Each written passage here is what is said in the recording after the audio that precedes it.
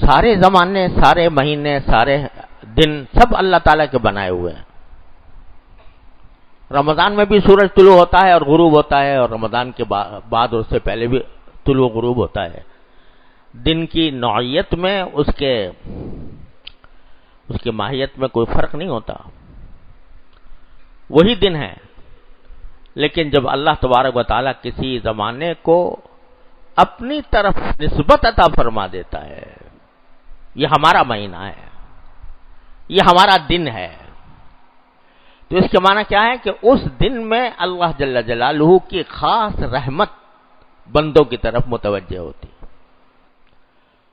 اور دنوں میں بھی نیکیوں کا ثواب ہوتا ہے اور گناہوں کا گناہ ہوتا ہے، لیکن جو ایام اللہ تبارک و تعالی نے اپنے فضل و کرم سے مقدس قرار دے دیے ہیں، جن میں رمضان سر فہرست ہے، تو ان دنوں میں اللہ تعالیٰ کی رحمت کی گھٹائیں جھوم جھوم کر برستی ہیں، اور معمولی معمولی عمل کے اوپر بڑا اجر و ثواب عطا فرمایا جاتا ہے۔ اب یہ بتاؤ کہ ایک فرض نماز، حدیث میں فرمایا گیا کہ اگر کوئی شخص ایک فریضہ ادا کرے تو 70 گنا ثواب زیادہ ملتا ہے۔ ایک رکعت پڑھی تو معنی یہ کہ 70 رکعتوں کے برابر ثواب ملا۔ ایک روپیہ اللہ تعالیٰ کی راہ میں خرچ کیا تو 70 کے برابر ثواب ملا۔ اللہ تعالیٰ اپنی رحمت کے دروازے کھول دیتے ہیں، اپنے فضل و کرم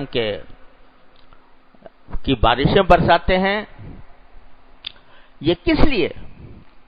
یہ اس لیے کہ ہم جیسے نادان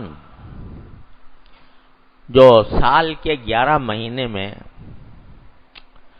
اپنی دنیاوی مصروفیات میں اتنے مگن رہتے ہیں کہ آخرت کی طرف توجہ ہماری کمزور پڑ جاتی ہے۔ اللہ تبارک و تعالیٰ نے چونکہ دیکھو انسان کو پیدا تو کیا تھا عبادت کے لیے، ما خلقت الجن والانس الا لیعبدون، میں نے جنات اور انسانوں کو صرف اور صرف اپنی عبادت کے لیے پیدا کیا۔ پیدا تو اس کام کے لیے کیا تھا، لیکن ساتھ میں اجازت بھی دے دی، چلو تجارت کر لو، چلو ملازمت کر لو، چلو کھانے کمانے کا بندوبست کر لو، چلو روزگار تلاش کر لو، چلو بیوی بچوں کے ساتھ خوش طبعی کر لو۔ یہ سب کام اللہ تعالی نے جائز قرار دے دی۔ اب کیا ہوا کہ جب ہم ان کاموں میں لگے تو ان کاموں نے ہمیں اپنی طرف کھینچ لیا۔ اب دن رات جو دماغ پر دھن سوار ہے وہ اسی دنیاوی کاموں کی ہے۔ میری تجارت کس طرح بڑھ جائے، میرے پاس پیسے کس طرح زیادہ آ جائیں، میں کس طرح لوگوں کے اندر شہرت حاصل کر لوں، میں کس طرح کوئی منصب اقتدار کا حاصل کر لوں، میں روپے پیسے کس طرح اپنے بڑھا لوں۔ دن رات اسی فکر میں انسان سرگرداں ہے۔ نماز بھی پڑھ لی، چلو الحمدللہ اللہ کا شکر ہے پڑھ لی، لیکن نماز میں بھی دماغ میں وہی خیالات چکر لگا رہے ہیں، جس میں جن مشغلوں میں ہم مصروف ہیں انہی کے خیالات بھی آ رہے ہیں۔ صبح عقد نماز چوں بندم چہ خورد بامداد فرزندم، وہ شاعر نے کہا کہ جب صبح کو میں نماز پڑھنے کے لیے کھڑا ہوا، نیت باندھی، تو دماغ میں خیال یہ آ رہا ہے کہ صبح کو میرا بیٹا کیا کھائے گا اور اپنے بیوی بچوں کو کیا کھلاؤں گا، وہی خیالات آ رہے ہیں۔ تو نتیجہ کیا ہوا کہ ان دنیاوی مصروفیات نے غالب آ کر اللہ تبارک و تعالیٰ کے ساتھ تعلق کو کمزور کر دیا۔ چاہیے تو یہ تھا کہ آدمی کا دل و دماغ اس طرف متوجہ ہو، ہر وقت رہے کہ اللہ تعالیٰ کے ساتھ میرا تعلق کس طرح مضبوط ہو، اللہ تعالیٰ مجھ سے کس طرح راضی ہو، اس طرف متوجہ ہونا چاہیے تھا۔ لیکن ہم نے ان مباحات کے دائرے میں پھنس کر اس حقیقت کو پیچھے بلا دیا. الہاکم التکاثر، یہ زیادہ سے زیادہ بٹورنے کی خواہش نے تمہیں اللہ کے بندوں غافل کر رکھا ہے. کہاں سے؟ اللہ تعالیٰ کی یاد سے، اللہ تعالیٰ کے ذکر سے، اللہ تعالیٰ کی بندگی سے، اللہ تعالیٰ کی فرما برداری سے غافل کر رکھا ہے. تو ہر وقت دل و دماغ پر یہ دنیاوی مصروفیات مسلط ہیں، یہ غالب آ گئی ہیں اور اللہ تعالیٰ کے ساتھ تعلق مغلوب ہو گیا ہے. رسول کریم صلی اللہ علیہ وسلم نے دعا یہ مانگی تھی اور ہمیں بھی سکھائی تھی. اللہ تعالیٰ اس پر عمل کی توفیق عطا فرمائے کہ اللہم اجعل وساوس قلبی خشیتک و ذکرک. اللہ ہمارے دل میں جو خیالات آئیں وہ آپ کی خشیت کے آئیں اور آپ کی یاد کے آئیں. وجعل ہمتی وہوایا فیما تحب وترضی. ارے اللہ ہمارے خیالات اور ہماری خواہشات ان چیزوں پر کے متعلق ہوں جن کو آپ پسند کرتے ہوں، جس سے آپ راضی ہوتے ہوں، ان کے خیالات آئیں. یعنی بجائے اس کے کہ یہ خیال آئے کہ اگر زیادہ میں پیسے جمع کر لوں تو میں کتنا مزہ آئے گا، کتنی لذت آئے گی، کتنا اس سے فائدہ ہوگا، دماغ میں یہ خیالات آئیں کہ اگر میں یہ عبادت کر لوں تو اللہ تعالیٰ کے ہاں جنت ملے گی، جنت کے اندر یہ نعمتیں ہوں گی، اللہ تعالیٰ کی رضا حاصل ہوگی اور اللہ تعالیٰ کی رضا کے نتیجے میں ساری اخروی زندگی، دائمی زندگی خوشگوار ہوگی. اللہم اجعل وساوس قلبی خشیتک و ذکرک وجعل ہمتی وہوایا فیما تحب وترضی. میرے خیالات اور میری خواہشیں ان چیزوں کی طرف متوجہ فرما دیجئے کہ جو جس سے آپ خوش ہوں اور جو آپ کی جن سے آپ کو محبت ہے. ما تحب وترضی ہونا تو یہ چاہیے تھا نا. لیکن ہوا کیا؟ 11 مہینے ہم لگے رہے تجارت میں، صنعت میں، زراعت میں، تجارت میں، پیسہ کمانے میں، گھر والوں کے ساتھ اٹھنے بیٹھنے میں، ان کے ساتھ گپ شپ لگانے میں، اور انہی تصورات میں دن رات گزار دیے. اور اس کا نتیجہ یہ کہ عبادت بے شک کر لی، مسجد میں بھی آ گئے، نماز بھی پڑھ لی، لیکن دل کہیں اور دماغ کہیں. اور اللہ تعالیٰ کے جو فرائض ہیں وہ کسی نہ کسی طرح الٹے سیدھے بجا لائے. اللہ تعالیٰ کا شکر ہے، اس پر بھی شکر ادا کرو کہ الحمدللہ وہ توفیق ہو گئی. لیکن جو تعلق ہونا چاہیے تھا اپنے پروردگار سے، اپنے پالنے والے سے، اپنے پیدا کرنے والے سے، وہ تعلق اس درجے کا قائم نہ رہا. تو رمضان کا مہینہ اللہ تبارک و تعالیٰ بھیجتے ہیں ہم جیسے بھگوڑوں کو واپس بلانے کے لیے. ارے کہاں بھاگے جا رہے ہو؟ کس طرف تمہارا رخ ہے؟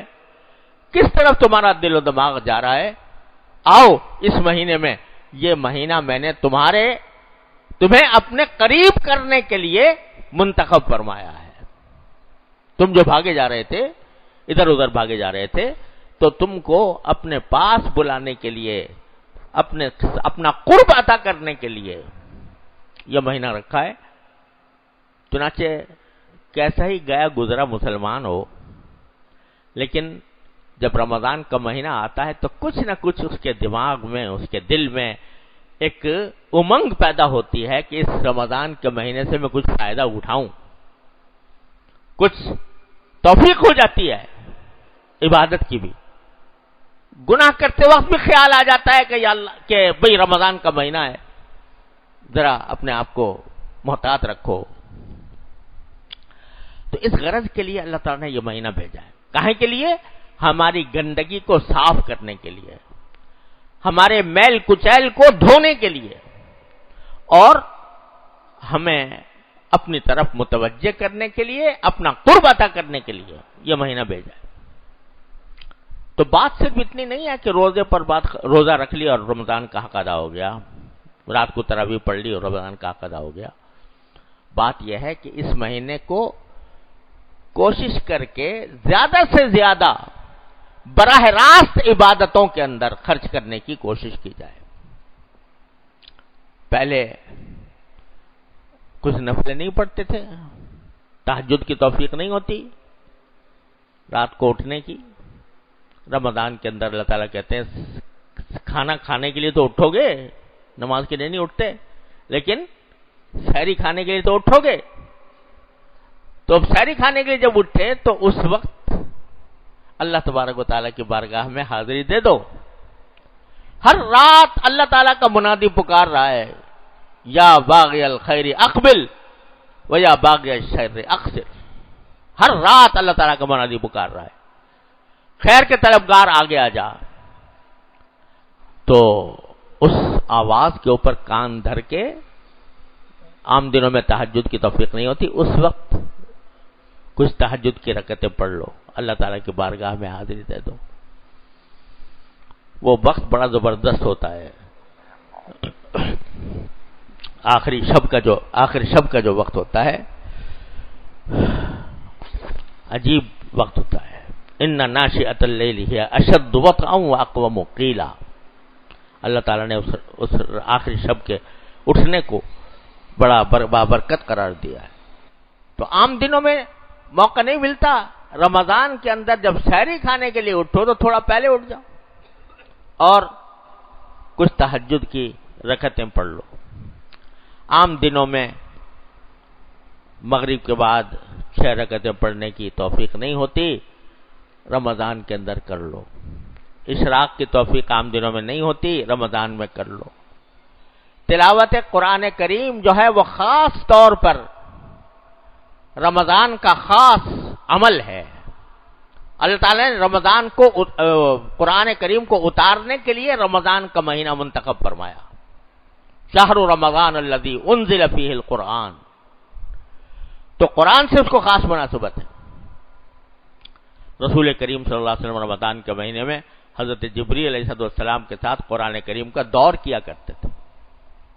کیا منظر ہوگا کہ جبریل امین پڑھ رہے ہیں، قرآن کریم تلاوت کر رہے ہیں، اور نبی کریم صلی اللہ علیہ وسلم سن رہے ہیں، اور نبی کریم صلی اللہ علیہ وسلم تلاوت فرما رہے ہیں اور جبریل امین سن رہے ہیں. کیا منظر ہوگا. تو اللہ تبارک و تعالی نے قرآن کریم کے ساتھ اس کو خاص مناسبت عطا فرمائی ہے. اسی لیے شروع سے یہ عمل چلا آتا ہے صحابہ کرام کے زمانے سے کہ تراویح کے اندر قرآن کریم پورا کیا جاتا ہے. تو اس میں جتنا ہو سکے تلاوت کا عام معمول سے زیادہ اہتمام.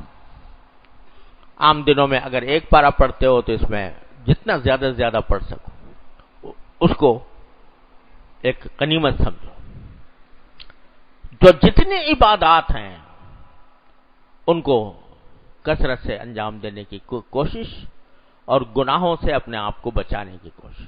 جھوٹ سے، غیبت سے، بدنگاہی سے اپنے آپ کو بچاؤ. اس مہینے کے اندر جتنا بندہ گناہوں سے بچنے کی فکر کرے گا، کوشش کرے گا، اتنا ہی اللہ تبارک و تعالیٰ کے ساتھ قرب بڑھے گا.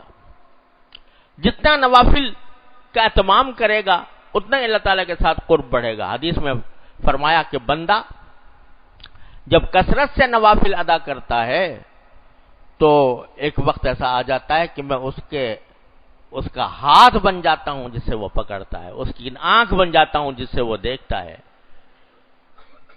اس کے کان بن جاتا ہوں جس سے وہ سنتا ہے. یعنی اتنا قرب اللہ تبارک و تعالیٰ عطا فرما دیتا. تو اس موقع کو غنیمت سمجھنے کی ضرورت ہے، اور اس کے لیے پہلے سے یہ تیاری اگر انسان کرے کہ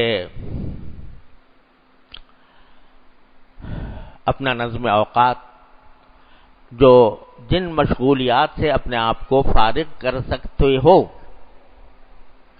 ان مشغولیات سے اپنے آپ کو فارغ کرو، اور اس وقت کو جو فارغ کیا ہے وہ اللہ تعالیٰ کی عبادت میں صرف کرنے کی کوشش کرو.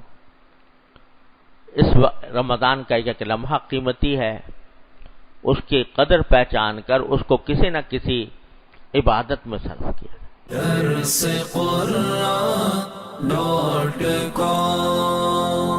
www.darsequran.com